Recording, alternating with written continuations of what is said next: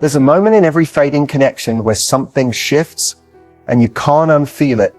It's not a fight. It's not even something they say. It's a silence, a pause that lasts just a little too long.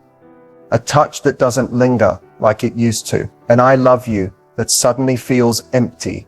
If you've ever laid next to someone who felt a million miles away, you know exactly what I'm talking about. This video isn't about the obvious signs, yelling, cheating, walking out the door.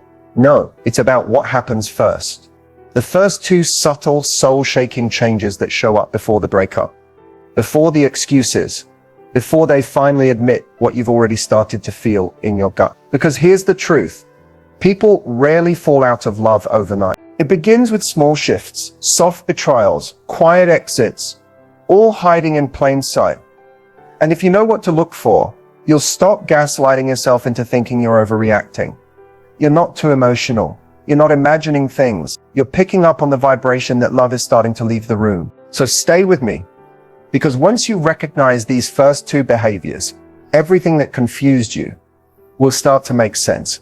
And better yet, you'll learn how to take your power back before you're left trying to heal from a breakup that happened long before they ever said the words. Let's talk about it. Most people think love disappears with a dramatic exit. Someone storms out, someone cheats, or someone says, I don't love you anymore. But that's rarely how it actually happens. Falling out of love is often quiet, gradual, unspoken. It starts in the mind, not the heart. At first, there's a shift in how they perceive you. The things they once admired now feel like annoyances. The quirks they used to find endearing become irritations. And the connection that once felt effortless begins to feel like a responsibility, a weight, a chore. Psychologically, falling out of love isn't just emotional detachment.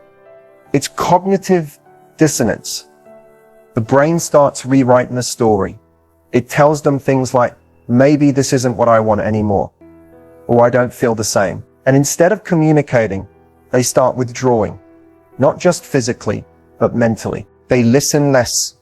They stop showing curiosity. They disengage from conversations. And the worst part, you notice it, but they deny it, which leaves you confused, doubting your intuition.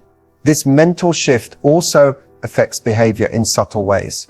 They become less generous with their energy, less patient, less excited to be around you, and their focus drifts elsewhere to work, friends, distractions, or even fantasies about a different life without you in it. The psychology of falling out of love is also linked to emotional unavailability.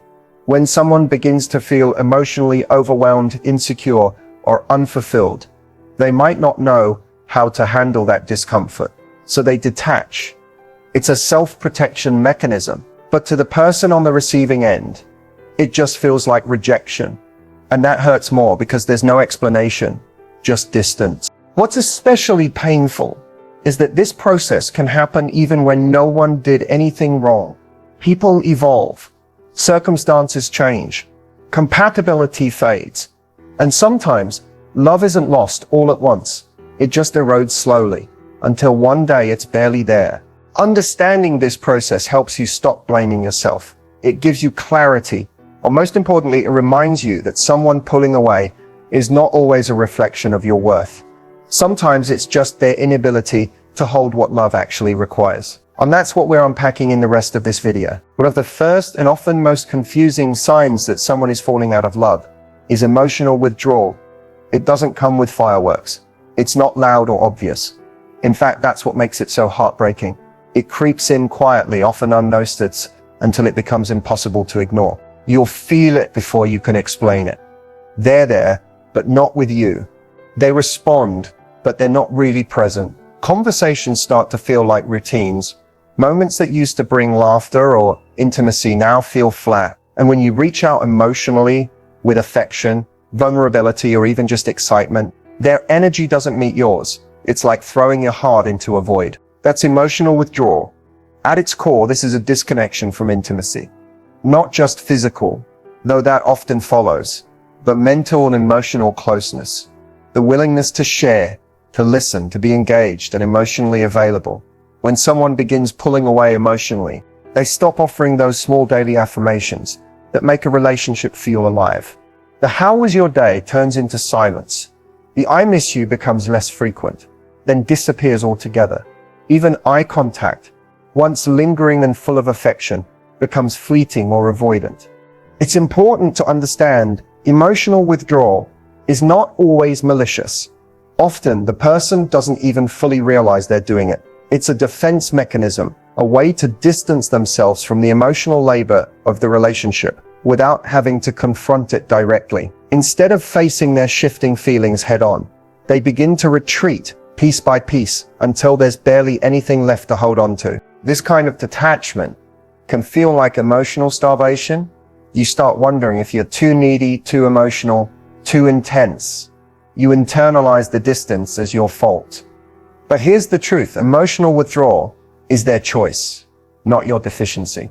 Love requires presence, and when someone begins to check out emotionally, they're no longer nourishing the relationship, they're slowly starving it. And what makes this stage especially dangerous is that it doesn't always come with conflict.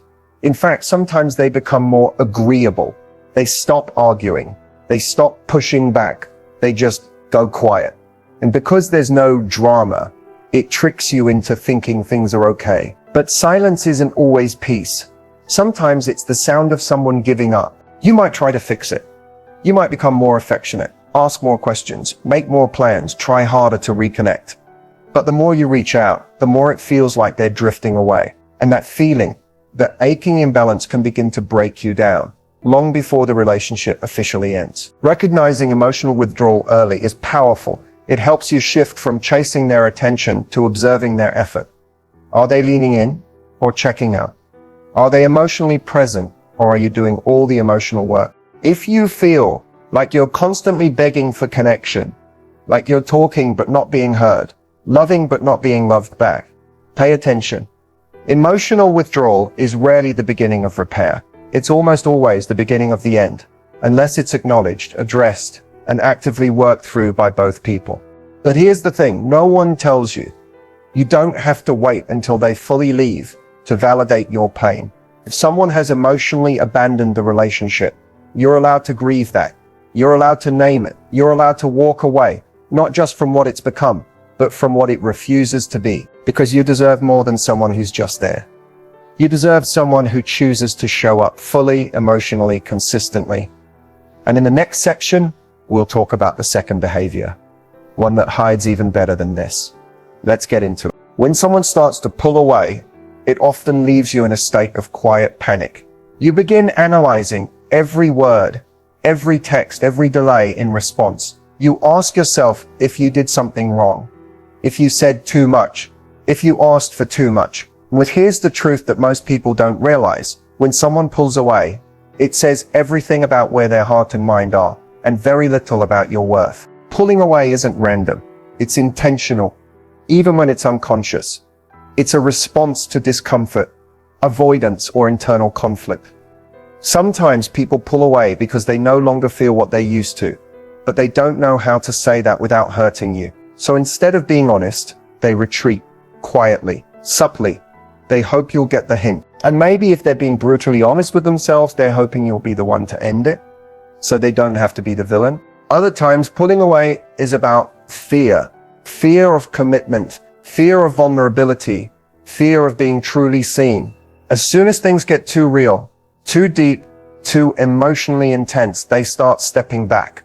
Not because they don't care, but because they're afraid of caring too much. Because to them, closeness equals risk.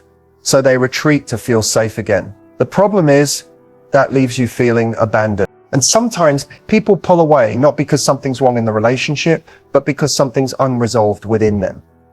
Maybe they're emotionally exhausted. Maybe they're battling self-worth issues, uncertainty, or even guilt about not being able to love you the way they know you deserve. But instead of processing it, they simply shut down. They become distant, avoidant, cold. Whatever the reason, one thing stays the same. When someone pulls away, they are communicating something, even in their silence. It means their emotional investment has shifted. It means they're no longer showing up in the same way they once did. It means they are creating space, distance, so they don't have to deal with the weight of honesty. But the most painful part, when they pull away, and pretend everything is fine, when they give you just enough to keep you hanging on, but never enough to feel secure. That emotional breadcrumbing is not affection. It's avoidance. So what should you do? You pause. You stop chasing. You stop filling in the silence with your own assumptions. And instead, you start observing. Are they making space for you in their life? Are they checking in with consistency, care, curiosity? Or are you always the one initiating, asking, hoping? Pulling away is often the beginning of emotional closure. The part of the story they've started writing in their head that haven't had the courage to read out loud. And deep down you can feel it. That gut feeling. It's not paranoia. It's insight. Trust it. Here's the part that's hardest to accept. Sometimes love doesn't leave with a slammed door. It slips out quietly through delayed replies, missed calls, and busy texts. And you're left wondering why you feel alone when you're technically still together. But that's the moment you decide you're not going to beg for clarity from someone who's already shown you confusion. You deserve more than the ache of unanswered questions. You deserve someone whose energy doesn't shift when things get hard. Someone who doesn't retreat when love asks for consistency. So when someone pulls away, don't just wait for them to come back. Pay attention to what their absence reveals. Because sometimes the space they create isn't meant to be filled. It's meant to show you where you stand. And in the next part, we'll dive into how these subtle signs evolve into full-blown avoidance and what to do when it starts becoming a pattern. If emotional withdrawal is the quiet fade, passive avoidance is the silent wall that follows. It's what happens when someone doesn't want to face the truth. Not with you and not even with themselves. And instead of being direct, they dodge, they delay, they disappear in plain sight. Passive avoidance isn't loud or confrontational. In fact, it's often dressed in politeness, in excuses, in "I've just been really busy." They still respond, but the responses are shorter. They still show up, but with less energy. They still say they care, but their actions start to blur that line. It's not that they vanish completely. They just stop leaning in. Slowly, subtly, they start avoiding the moments where connection might happen. They stop making plans. They stop asking questions. They stop initiating conversations. And maybe the most painful part, they stop being curious about you. They avoid meaningful discussions, especially the kind that might bring up real emotions, real needs, real accountability. Conversations about the relationship become too heavy. They say they don't want to argue or they just don't know what to say. But deep down, they're avoiding the reality that something has shifted. This isn't laziness, it's intentional. It's an emotional exit strategy, a way to back out of the relationship without actually walking out the door. They don't want the guilt of hurting you. So instead they choose the slow fade, hoping you'll be the one to finally say this isn't working. Passive avoidance shows up in other ways too. They might cancel plans more frequently, take longer to reply to texts, show up emotionally flat when they're with you. They might still post online, hang out with friends, go on with their life, but somehow their connection to you feels like it's drifting further into the background. It's not about time, it's about presence. And theirs is no longer with you. Here's what's most dangerous about passive avoidance. It creates false hope. Because they're still around, it's easy to convince yourself it's just a phase, that they're tired, that work is stressing them out, that they just need space. But deep down, you can feel it. They're not just avoiding conversations. They're avoiding you, the emotional you, the you that needs reassurance, connection and love. This kind of avoidance chips away at your confidence. You start shrinking yourself to keep the peace. You stop bringing things up, afraid you'll push them further away. You silence your own needs in the hope that maybe, just maybe, they'll come back around if you give them enough time and space. But love doesn't grow in avoidance, it grows in presence, in truth, in showing up even when it's uncomfortable. So what does passive avoidance really mean? It means they're no longer emotionally invested enough to confront what's broken. It means they're choosing the path of least resistance, even if that path leaves you confused and emotionally drained. And most importantly, it means the responsibility of emotional labor has fallen entirely on you. But here's what you need to remember. You are not too much for wanting clarity. You are not wrong for craving connection. And you are not meant to chase someone who's actively avoiding the intimacy you're ready to offer. When someone passively avoids you, that is a choice. And if they're choosing not to show up, you're allowed to choose yourself. You're allowed to stop waiting. You're allowed to stop hoping. You're allowed to let go of the version of them you once loved and face the version that's standing in front of you now. Because silence is also a message. And in love, sometimes no response is the response. In the next part, we'll explore how all of this starts to show up in the smallest daily behaviors and how to read between the lines before it's too late. Some of the most heartbreaking moments in a relationship don't come with screaming matches or sudden goodbyes.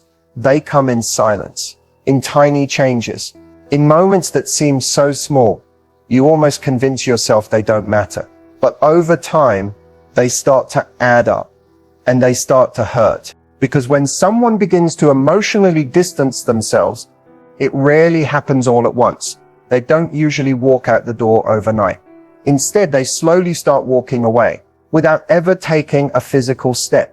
And the scariest part, you can feel it, even if they never say a word. It's in the way they stop reaching for your hand, the way they stop texting you good morning without a reminder, the way their responses become colder, shorter, or just delayed. You ask them how their day was, and they say fine. You try to tell them something exciting, and they barely react. You share something vulnerable, and they change the subject or scroll through their phone while you're talking. These subtle shifts in energy might seem insignificant at first, but they're actually powerful signals that something is changing beneath the surface. They start spending more time just needing space, more nights out with friends, more distractions that conveniently keep them from having to sit with you, talk with you, feel with you. It's not about being busy. It's about not making you a priority anymore. And it shows. Maybe they stopped doing those little thoughtful things they used to do without thinking. Bringing you your favorite snack, checking in during the day, remembering what's important to you. Those things don't stop because they forgot. They stop because their emotional investment is shifting elsewhere. It's no longer natural to show up for you in those small, caring ways. Then comes the change in physical presence. They sit next to you, but feel far away. The hugs become shorter. The kisses feel less intentional. There's a lack of eye contact, or worse, the avoidance of it altogether. Their body might still be there, but the emotional warmth you once felt in their presence is gone. And then there are the unspoken decisions. They stop planning for the future. No more we should go here, or let's do that together. Conversations become rooted in the present or surface level topics with no real effort to build or dream forward. It's not because they're living in the moment. It's because they're quietly pulling away from the idea of a future with you in it. These moments feel like emotional micro-abandonments, and they leave you in limbo.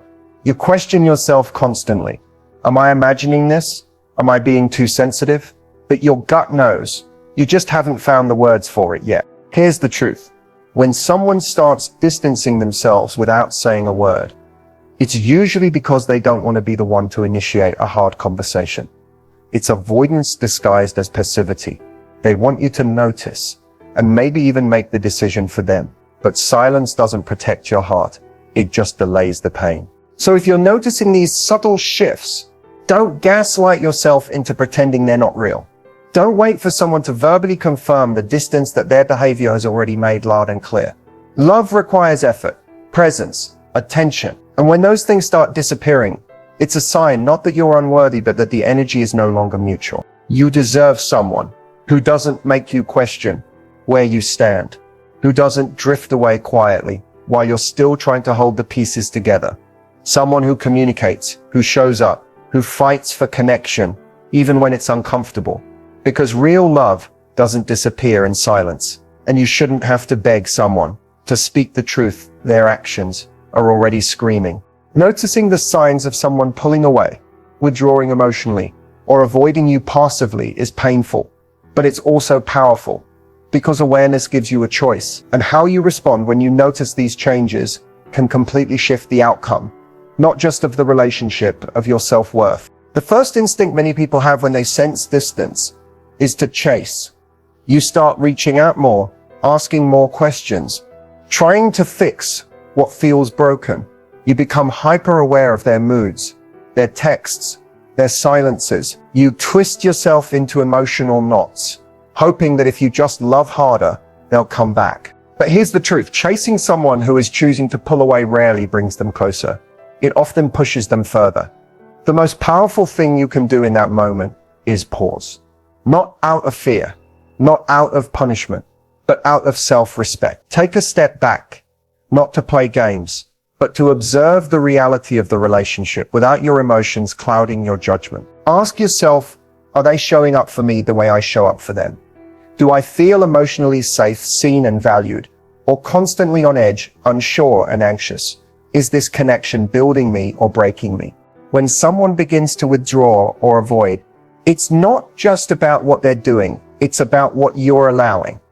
You cannot control their energy, but you can control how much access they have to yours. You don't have to beg, explain, or justify your need for consistency. You are allowed to expect clarity.